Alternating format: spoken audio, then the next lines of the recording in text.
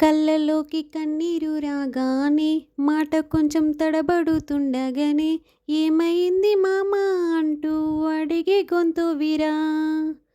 నీతో ఉంటే నవ్వుతూ ఉంటరా, నువ్వుంటేనే మనమని అంటమురా. కారణాలు దొరకవు నువ్వు దూరం పోవాలన్నా, నీకు నాకు మధ్యలో దూరం రావాలన్నా.